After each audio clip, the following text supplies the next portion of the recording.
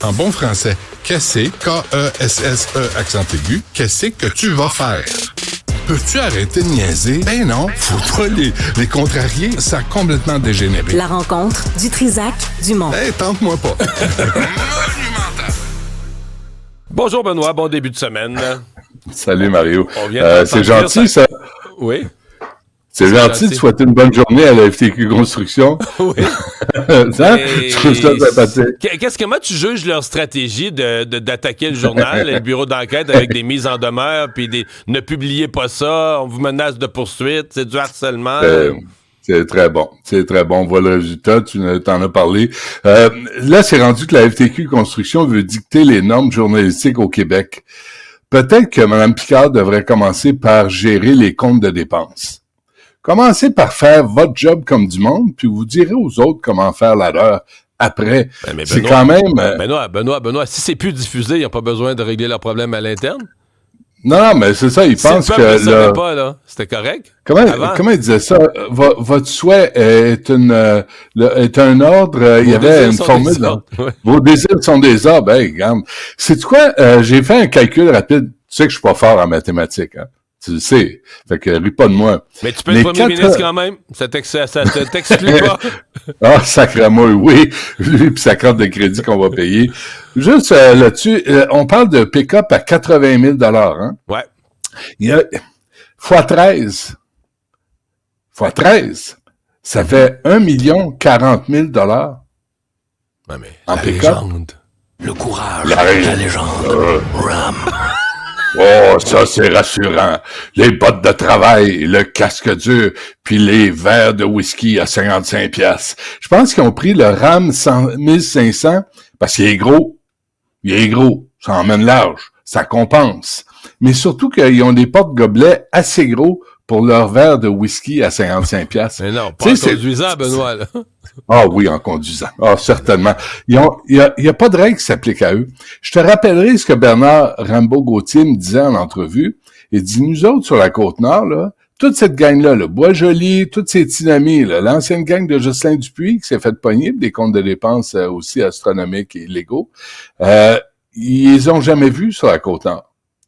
Fait que je sais pas où ils vont. Je sais pas s'ils vont en chasse. Je sais pas s'ils vont dans le Maine. Je sais pas ce qu'ils font avec leur pick-up.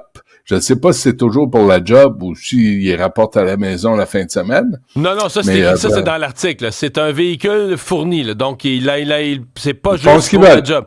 Il y a un des syndicats, je pense que c'est la STN, la CSN. Bon, eux autres, ils ont 2 pick-up. La CSN a 2 pick-up, mais c'est juste, tu vois, ils sont loués puis ils les prennent pour aller à des fonctions. Mais dans le cas de la FTQ, ils ont 13 officiers qui ont un véhicule fourni. Donc, pour l'ensemble de ta vie, là, autant pour ton travail que... À ce moment-là, c'est un avantage imposable. Faut que tu le mettes sur le rapport d'impôt comme un avantage imposable, mais ça fait partie de tes avantages liés au travail. Tu as le véhicule fourni. Ouais, Mme Picard est décevante là-dedans. Hein? Mme Picard démontre pas... Mais moi, Bernard Gauthier m'a dit que c'est Bois-Joli qui l'a placé là, à la tête de la FTQ. Puis c'est décevant, tu sais, tu la rencontres, puis tu sais, est allé remplir les gens au 98.5, puis nous, quand on a une information, on la donne aux journalistes. Ben non, elle donne rien aux journalistes. Ben oui, elle fait partie de la clique. Ben oui, il pige dans les cotisations. 70 000 cotisants. Hey, c'est de l'argent, ça, à chaque mois qui rentre. Fait que Mme Benoît, Picard, elle s'est présentée en arrivant, Mme Picard, mettons, face à François Legault ou aux réformes que la CAQ voulait faire ou aux négociations du secteur public. Elle s'est présentée comme une femme très forte, là, prête à affronter le gouvernement au complet. Puis Legault n'a pas peur de lui.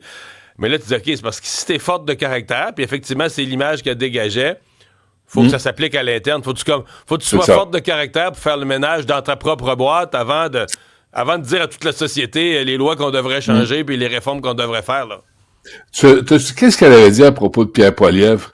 Tu sais, je pense, elle était allée, je pense... Non, mais elle était allée à Paul Larocque, là, tu sais, puis elle avait commencé à insulter Pierre Poilievre. Là, tu te dis, attends une seconde, là, tu sais, t'arrives... Ça me fait penser à la FAE qui engage des coins-coins pour contester la loi 21. Tu sais, les syndicats devraient se ramasser, là, puis commencer à s'occuper de leur boîte, et la FAE qui part je vous le rappelle, qui part en grève sans fond de grève pour les enseignantes, que les syndicats s'occupent de leurs oignons, puis la soupe va être meilleure.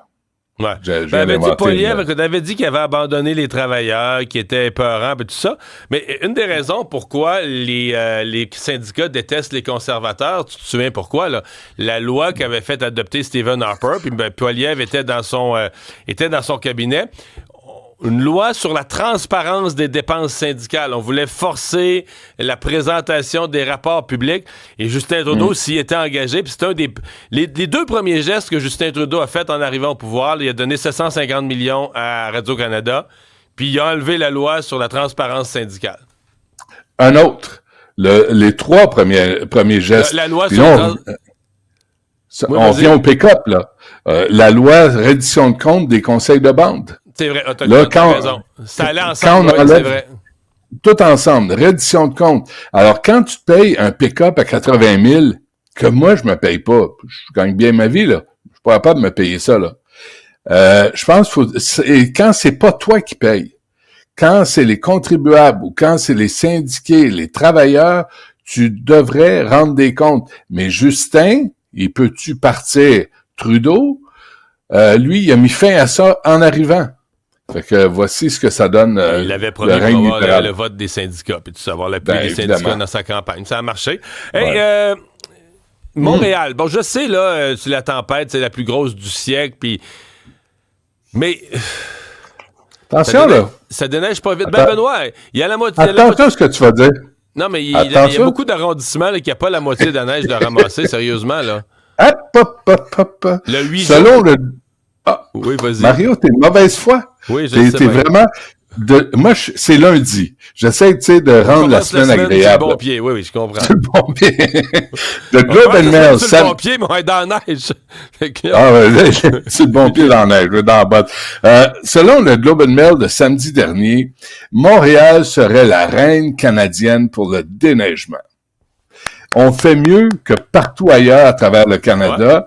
Ouais. On rappelait aussi, en 1999, le maire de Toronto, Mel Lastman, avait appelé l'armée parce qu'il y avait une tempête de neige et il ne savait pas quoi faire. Et là, c'est l'autre prix Nobel, Olivia Chow. Hey, ça emmène pas large. Ça, là, si vous vous intéressez à ce qui se passe à Toronto, là, hey, attache tes bottes d'hiver avec de la strap parce que vraiment, là, elle, Olivia Chow, ça, je me méfie de ce que j'allais dire. Elle implante une politique woke et socialiste impeccable à Toronto, non? Tellement, à la botte de tous les crinqués religieux, en tout cas, bref. Mais tu sais, il y a eu 60 cm à Toronto, nous, on a eu 72, mais quoi qu'on en dise, on est en avance sur tout ce qui se fait ailleurs, au Manitoba, au Winnipeg. Il paraît que c'est ici, mais là, je te cite le Globe and Mail, là. C'est ici où on gère ça le mieux, où on a les meilleurs préparatifs, on a le plus de travailleurs, de camions sur la route, de la gestion de la neige. Il paraît que c'est à Montréal que ça se passe. La neige est encore là. Il paraît que selon Québec... Beaucoup. La moitié des rues. Dans certains arrondissements, quasiment les 2/3 des rues, la neige est encore là. Mais il paraît que selon le Globe and Mail, Montréal sera la... je sais pas quoi dire. Je ne sais pas, nous autres, on le vit. Nous autres, on le voit aller. Puis, mais la réputation qu'on a, pour une fois, elle est supérieure à la réalité. J'irais pas de faire ça.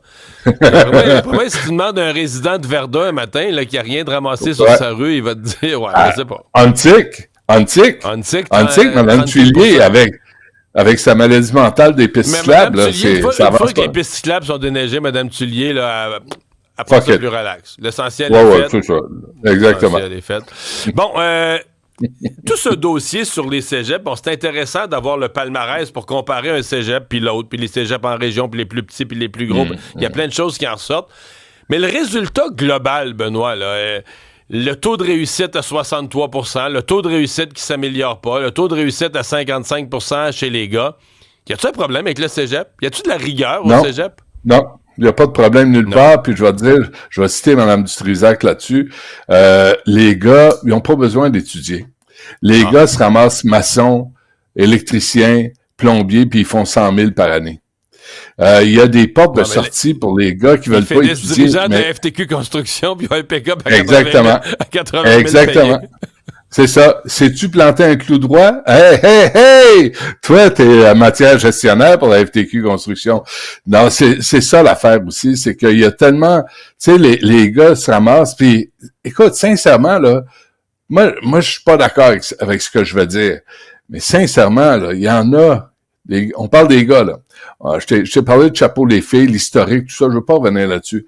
Mais il y a des gars qui étudient longtemps et fort, puis ils se ramassent avec des jobs de 32 000 par année, tu sais. C'est un paradoxe de notre société. Nos gars le savent, je pense, quelque part, que peuvent aller au tournoi de hockey le vendredi, l'école, c'est pas important.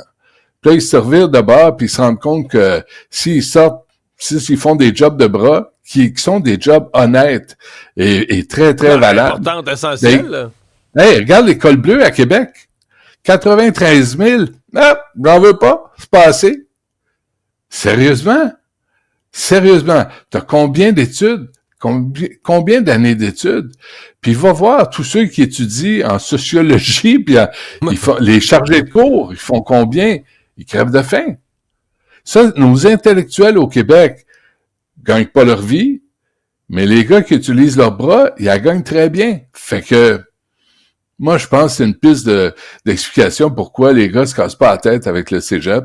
Ils voient qu'il y a des jobs qui s'ouvrent. Au cégep, t'arrives là à 19 ans, tu sais, 18, 19 ans, 20 ans. Tu fais application, tu te ramasses avec une job à 60 000 pour commencer. Tu te dis, boy, il y a quelque chose là pour moi. Et tu dis, au Yable Cégep. Hey, Benoît, à demain. Ouais. Salut.